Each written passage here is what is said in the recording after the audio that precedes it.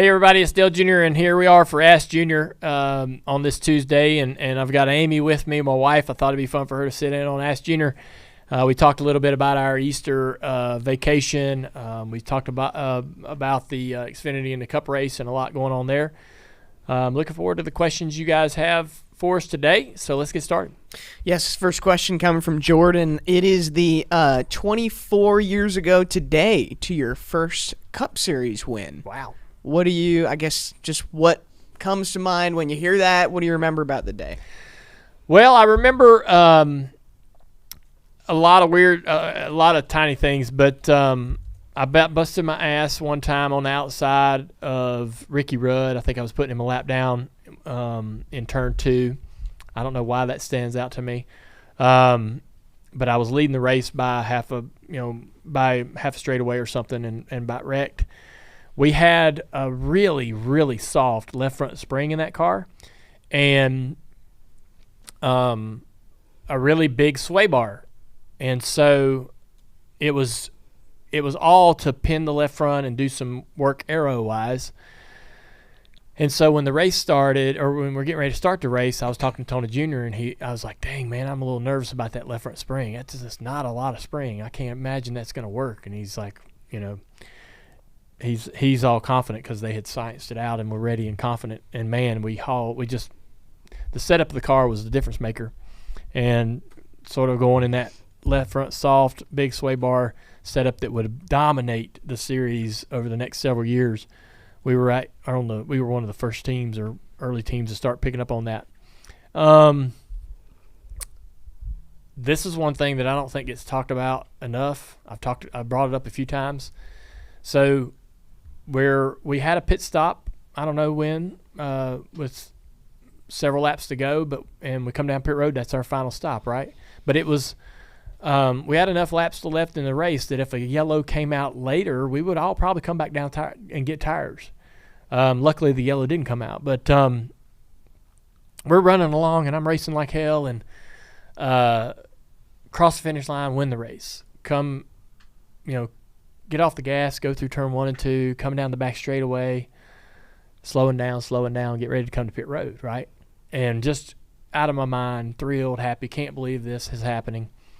Come on to pit road, and I go to mash the clutch pedal, and it ain't there.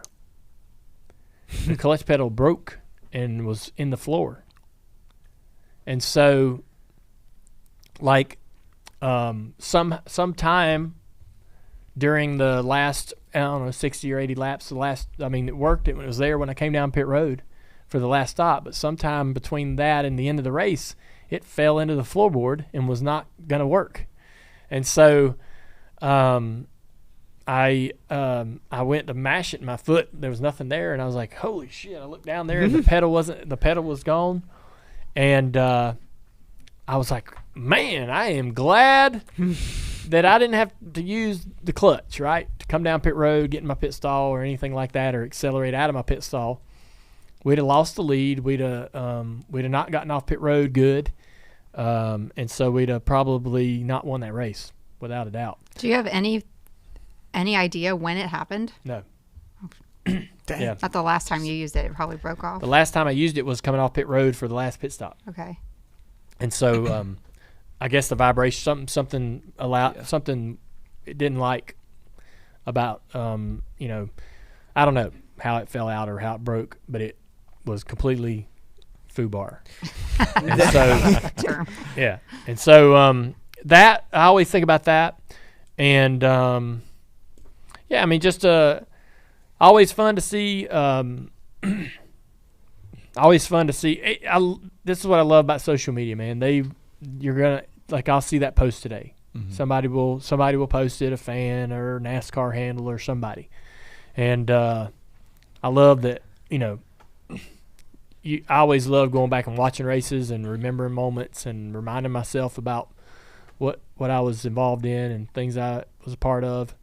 And so it's kind of be a fun day today. Is that when your dad stuck his head in the window and was like, "Enjoy this"? Yeah, that's really cool. Yeah, that was a cool moment, and some of the best advice you could give somebody. It really is, because when something great happens to you, it's hard for you to absorb what's going on, right? And as race car drivers or anybody, you're already looking toward the next thing, right? And in a very, you might celebrate in that moment in Victory Lane, but once you're starting to button up and wrap up and get ready to go home, you're thinking about tomorrow or the next race weekend and all those things. And Dad's like, hey, no need to do that. Enjoy this. Like, let it sink in. And so That's cool. Yeah, it was. It's just good advice because you could screw up and not really enjoy the moment and move on too quickly, right? And so there's no shame in taking a beat and letting yourself have some fun. And you're not gonna, some drivers and some people that are that laser focused or that committed to success are already, moving on to the next opportunity or the next race to win. This next question, and I'd be interested to hear both of your answers on this, is coming from Suzanne. Least favorite household chore? Oh, laundry. For me. Really? It's always been laundry. I don't mind doing the laundry, but putting it away. Yep. And I think Oh. you could tell that by the side, by my side of the Yeah. closet. Oh yeah. It's a mess. And it's clean. It's just flinging over there. Yeah. Right. Stacked. Yeah. It's like you ever go to those places like people travel to,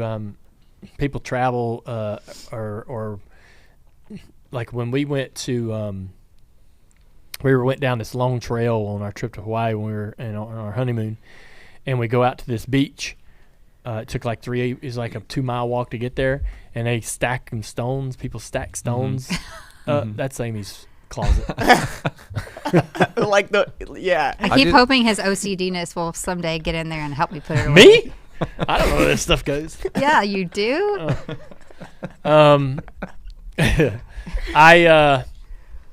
Dang, which one do I not like?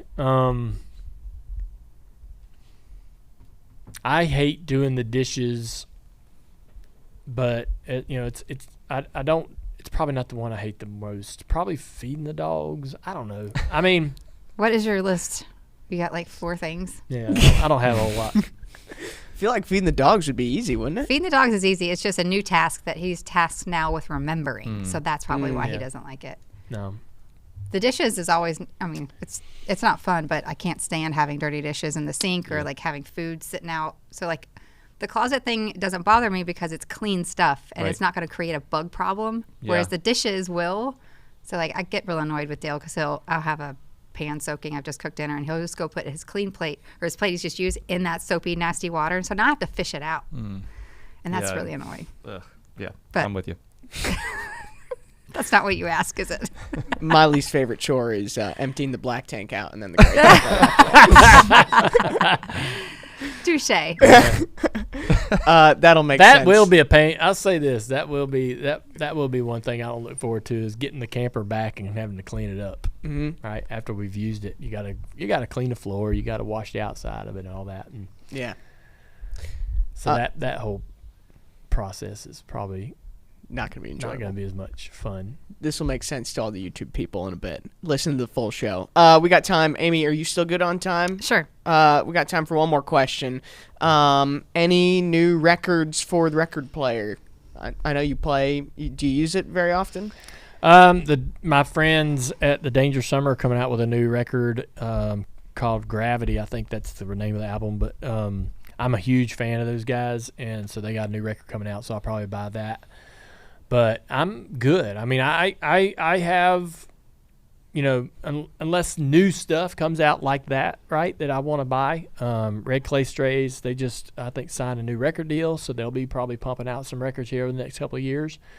But so like new stuff of bands that I enjoy. But I'm pretty good on all the things historically that I wanted. When he wants to get a collection of something, he doesn't just like kind of hem-haw and linger about it. He goes hard and he buys all the things he likes. He makes a list and he's got it cataloged. And so he's got it all in a tub, the things we're going to take to the beach. And at home, like the record filing system is full. So Yeah. And it's all lettered. It got the dividers and all that. It So looks you like need that. one of the old record stores in the mall, It looks which like I so know it's you like- guys have not seen before in your life, but yeah. you used to go through and flip. And I've been to a record store. Oh, you yeah. have? Yeah. We had one at school. It's And organized. At school? No, in college. Oh. There was one. Yeah. No, we weren't that cool. Wow. That's neat. All right. You good? Yes. All right, man. I appreciate it. Thanks, everybody. There's some great questions today. Appreciate everybody tuning in. Great show. Don't forget, tomorrow, Bubba Pollard's going to be on here for our guest. Be great to dive into his career and everything that's going on with him and the great weekend he had at Richmond. So everybody's will want to tune in for that. For today's show, Denny Hamlin called in. We talked about restart zones and what NASCAR needs to do going forward. And we got a little frustrated with where we feel like things are today. So, anyways, thanks, Amy, for coming in here and balancing out the Thanks mood. for having me, honey. Yeah, she brought things back to normal. So, anyways, everybody have a great day, and we'll see you tomorrow.